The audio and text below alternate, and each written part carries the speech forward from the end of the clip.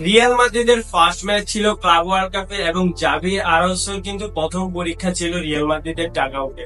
এখন এই পরীক্ষার রেজাল্ট হচ্ছে 1-1, রিয়াল মাদ্রিদ 1 আল হিলাল 1। এখন এই ম্যাচের আমার চোখে যদি কোনো বড় পজিটিভ দিক থাকে সেটা হচ্ছে যে গঞ্জালো গার্সিয়ার ওই গোলটা এবং ম্যান অফ দ্য ম্যাচ। আর যদি বলো যে এই ম্যাচে রিয়াল মাদ্রিদের সবচেয়ে বড় নেগেটিভ দিক আমার চোখে কোনটা, সেটা হচ্ছে যে 90 মিনিটে পেনাল্টি মিস পাওয়ারটে। এই দুইটা বিষয় কিন্তু রিয়াল মাদ্রিদের পজিটিভ এবং নেগেটিভ দিক। আর যদি পুরো ওভারঅল ম্যাচটা নিয়ে বিশ্লেষণ করতে হয় সেক্ষেত্রে রিয়াল মাদ্রিদ খুবই বাজে একটা ম্যাচ পড়তেছে আমাদেরকে ক্লাব ওয়ার্ল্ড কাপের ফার্স্ট ম্যাচ হিসাবে। যদি তুমি দেখো রিয়াল মাদ্রিদ ফার্স্ট হাফে এতটা শেখে ছিল, আমি লিটারেলি ভাবছিলাম যে রিয়াল মাদ্রিদ এই ম্যাচটা আল হিলালের সাথে হেরে যাবে।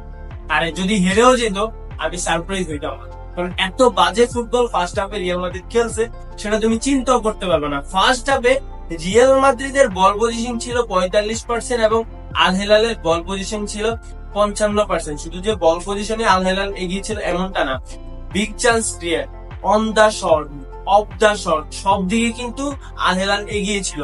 On the ball Al Hilal better ছিল, off the ball Al Hilal better ছিল ফার্স্ট হাফে, এটা তুমি কোনোভাবে ডিনাই করতে পারবে না। এবং তাদের যে একটা কম্বিনেশন, অনেকদিন ধরে যে এই টিমটা একসাথে খেলতেছে আল হিলালের, সেটা ভাই এই ম্যাচের মধ্যে খুব ভালোভাবে ফুটে উঠছে। তারপরে সেকেন্ড হাফে আসো, সেকেন্ড হাফে রিয়াল মাদ্রিদ একটু ভালো ফুটবল খেলছে ফার্স্ট হাফ থেকে, এবং মোটামুটি বলতে পারো যে ফার্স্ট হাফে যতটা বাজে ফুটবল খেলছে ওই বাজে ফুটবলটাকে রিকভার করেও একটু বেটার ফুটবল খেলতে পারছে রিয়াল মাদ্রিদ সেকেন্ড হাফে। এবং সেকেন্ড হাফে দুর্দান্ত ছিল আল হিলালের ব্রুনো। ভাই ব্রুনো এমন একজন গোলকিপার, তার যদি যোগ্যতা তোমার জানতে হয় তাহলে তুমি 2022 ওয়ার্ল্ড কাপের মরক্কোর পারফরমেন্স দেখতে হবে। মানে একা হাতে মরক্কোকে সেমিফাইনালে তুলে ফেলছিল এই ব্রুনো। তো সেখান থেকে ভাই কালকে ব্রুনোর দিন ছিল, তো আমাদের রিয়াল মাদ্রিদের ম্যাচ বের করার কোনো সুযোগ ছিল না, যেখানে পেনাল্টি সেভ ছিল ব্রুনোর। তারপরে ভাই গার্সিয়ার ওই হেডটা ভাই আউটস্ট্যান্ডিং ভাবে সেভ দিছে, আড্ডা গুলারের শট ছিল, রদ্রিগোর শট ছিল। ভাই বলতে পারো যে এক কথায় ব্রুনো কালকে খেলে দিছে রিয়াল মাদ্রিদের এগেইনস্টে দেওয়াল হিসাবে।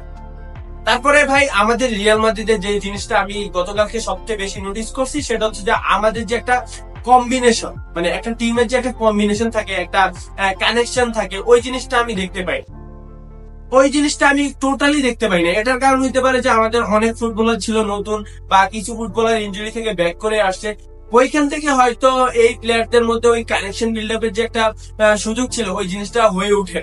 তো আবার যদি আরেকটা দিক চিন্তা করো সেটা হচ্ছে যে ভাই কালকের ম্যাচের গরমটা ভাই আমাদের রিয়াল মাদ্রিদের ফুটবলারদের জন্য অনেক বেশি ভারী হয়ে গেছে। তুমি বেলিংহামকে দেখতে পাবা, তুমি ভিনিসিয়াস জুনিয়রকে দেখতে পাবা, তুমি রদ্রিগোকে দেখতে পাবা, মানে লিটারালি সবাই এমন ভাবে হাঁপাইতে ছিল যেটা হচ্ছে যে আমরা যখন অনেক রোদের মধ্যে ফুটবল খেলি না আমাদের বাংলাদেশের ওয়েদারে, তখন তুমি দেখতে পাবা আমরা এরকম ভাবে হাঁপাই। মানে আমরা কিন্তু 45 মিনিট ফুটবল খেলি না, আমরা ম্যাক্সিমাম টাইমে 20 মিনিট 25 মিনিট ফুটবল খেলি, যেখানে আমরা অনেক বেশি হাঁপাই যাই।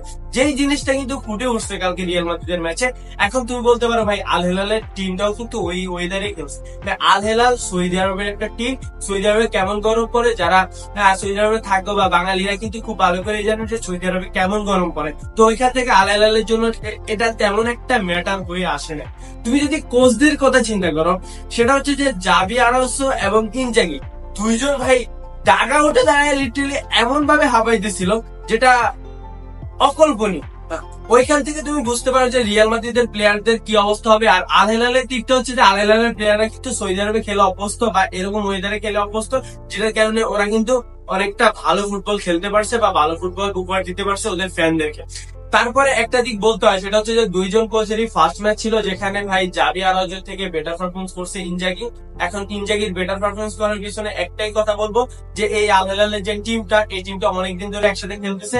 যদিও কোচটা চেঞ্জ হয়েছে, কোচ ইউরোপের একজন টপ লেভেলের কোচ আসছে তাদের টিমে, তাহলে ওরা আরো বেটার পারফরমেন্স করবে, এটাই স্বাভাবিক। আর জাভি আলোনসোর বিষয়টা হচ্ছে যে জাভি আলোনসো কিন্তু রিয়াল মাদ্রিদের একটা ভাঙ্গাচোরা টিমকে আবার নতুন করে রিবিল্ড করার চেষ্টা করতেছে এবং রিবিল্ড করতেছে, যেটা জাভি আলোনসো আমি বিশ্বাস করি যে করে সম্ভব করে ফেলবে। সেক্ষেত্রে এই ম্যাচটা আমি জাভি আলোনসোকে দোষ দিতেছি না। আর যেটা বললাম যে নেগেটিভ দিক ছিল আমাদের বালবার্ডে একটা পেনাল্টি মিস করছে, আমি হতাশ হয়েছি বালবার্ডের পেনাল্টি মিসে, বাট আমি বালবার্ডকে দায়ী করে দিচ্ছি না। পেনাল্টি মিসটা ফুটবলেরই একটা অংশ। এই জন্য আমি বলবো যে গতকালকে আমাদের লাক কাজ করে নাই, যেটার জন্য আমরা ম্যাচটা বের করতে পারি নাই যে কোনো ভাবেই হোক। তো ওভারঅল বলবো যে যারা মাদ্রিদ ফ্যান হতাশ হয়েও না, আমিও হতাশ হয়েছি, কিন্তু হতাশটাকে রিকভার করার চেষ্টা করো এবং জাভি আলোনসো এবং রিয়াল মাদ্রিদের পাশে থাকো। সবাই ভালো থাকবেন, সুস্থ থাকবেন। দেখা হচ্ছে পরবর্তী ভিডিওতে পরবর্তী কোনো আপডেট নিয়ে। আসসালামু আলাইকুম।